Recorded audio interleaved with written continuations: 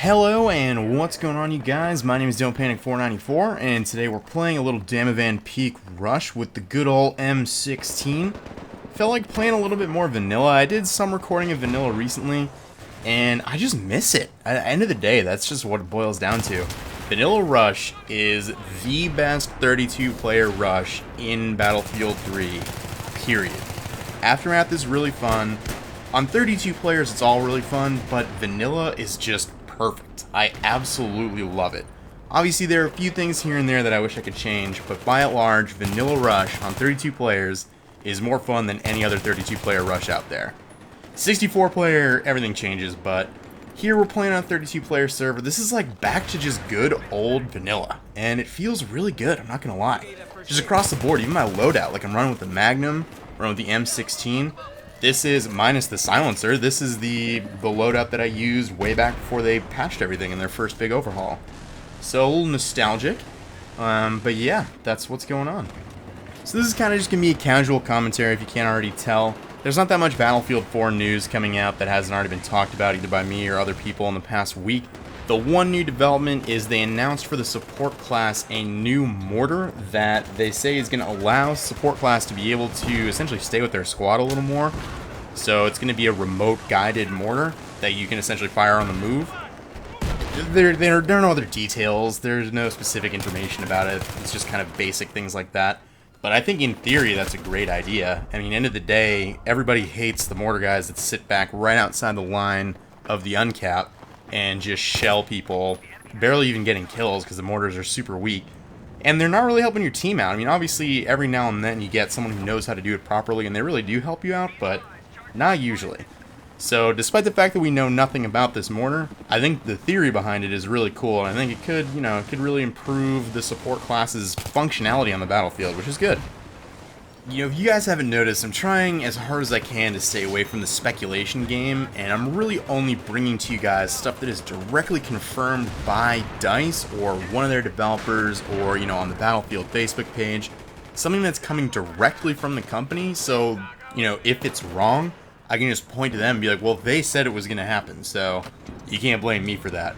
There are a ton of people out there making these wild speculations on these really sketchy, leaked sources and stuff. I don't really want to play that game with you guys. It's not my style. I'm going to bring you the facts. I'm going to bring you my opinion on what's going on, but I'm not going to play the game of let's guess what's going to happen based on these super sketchy, hardly, credible sources and photos and screenshots and videos and all that stuff as I casually slam into all of these light posts. I'm pretty sure that's how this helicopter run ends. I make a critical error and accidentally slam into the fuel tank, or I slam into a light post or something, but that's just gotta happen. This is their helicopter. I stole it right from the roof of this building, so every second that I'm in it is a second that they don't have a chopper and we have two up in the air. So I don't really know what I'm doing in these things. I kind of just dick around. I kind of just spin circles and try to cover all the people outside of the building. Both of these MCOMs are undercover, so there's not much I can do about the people that are already in there, but I can do everything I can to prevent people from getting into that building. So that's what I'm doing. It's not really the case in this video. I'm not really in the helicopter that long, but usually when I get in one of these little birds or the Z11, I get a lot of kills. But spoiler alert, I have absolutely no idea what I'm doing when I'm in here. I really just kind of guess, fly around. I have a basic idea strategically of what needs to happen, like I said, as I slam into another light post. Clearly I am not the most experienced pilot. But, I have a general idea of what needs to happen. Like I said, I can't cover inside the building. I can't cover even inside that little crate. Oh, and that was the fatal nudge. The fatal nudge of the fuel tank as I acknowledged to my partner, my squad mate who was in there repairing me, that I slammed into something. But, upon further review of this footage, look to the left as we cut ahead. There's the fuel tank. It's completely exploded. Maybe, and here's my new theory, maybe Hans Gruber was playing support and he put C4 all over it. And as soon as I flew near it, he just detonated it and blew up the fuel tank and just straight up took my helicopter down that way. If only I had one of those wall-mounted fire hoses, I could have thrown it over the railing of the other fuel tank and just leapt out of the helicopter and survived. But, since I am not John McClane, that did not happen, and I just blew myself up, like a maniac. As we move right along into the tunnel stage of MCOMs of this map, This is where you really notice that 32-player vanilla is so much better than 64-player vanilla. It's much more forgiving on both sides. Like, yes, we push through it, spoiler alert, but it's not because of the player count. Like, it's not because attackers are, better off than the defenders or anything like that. It's just more balanced this way. You can slip around the tank, you can slip around the wall of people trying to guard this tunnel. In 64 players, it's just like, it's like a civil war, like Revolutionary War line of soldiers just ready to blast you in the face if you turn the corner. You literally can't even get in it. I mean, it's hard enough to get into the tunnel now.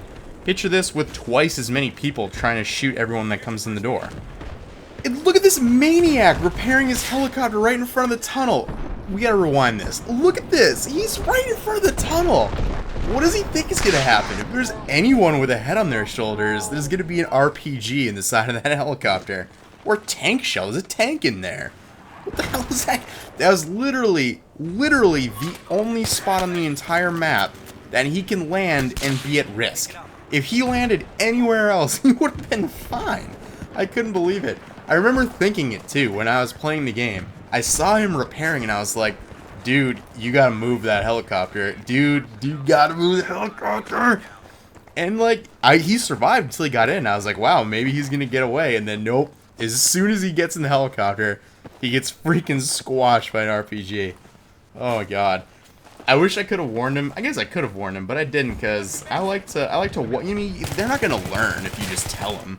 They have to experience the pain and agony from making an atrocious mistake like that on their own, or else they're just gonna keep doing it over and over again. But anyways, going back to what I was saying, like, look where I am right now. I'm in the death tunnel. Like, you shouldn't even think about coming in this tunnel on a 64-player server. You've got our guys moved up, our tank moved up, we've got a good force on the right side. They're a little bit distracted. They don't have that many people to put on these tunnels.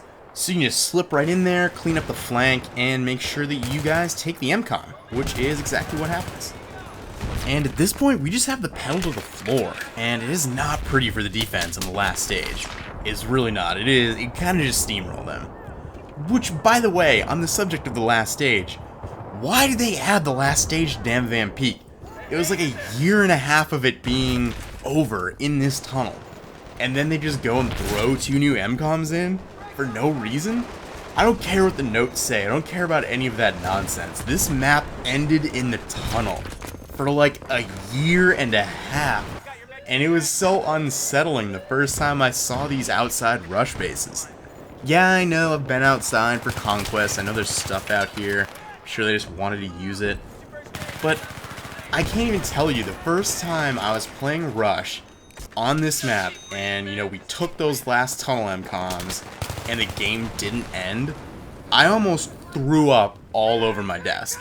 You can't just do that to people. You can't just change maps like that all willy-nilly. If you're gonna change a map, why don't you move the carrier from Karg Island up another 300 yards? Give them a starting point on the beach so they don't get slaughtered if they miss their first attack. Something like that. Don't just add 2 MCOMs willy-nilly to one of the most balanced rush maps in vanilla. Oh, silliness. But, as you can see, as I cap this final MCOM, this game is coming to a close. I hope you guys enjoyed this casual commentary. Definitely want to mix these in a little bit more. I enjoy doing these commentaries more than I do, reporting the news to you guys. That's not going to change the fact that I am going to report, what I think is really relevant.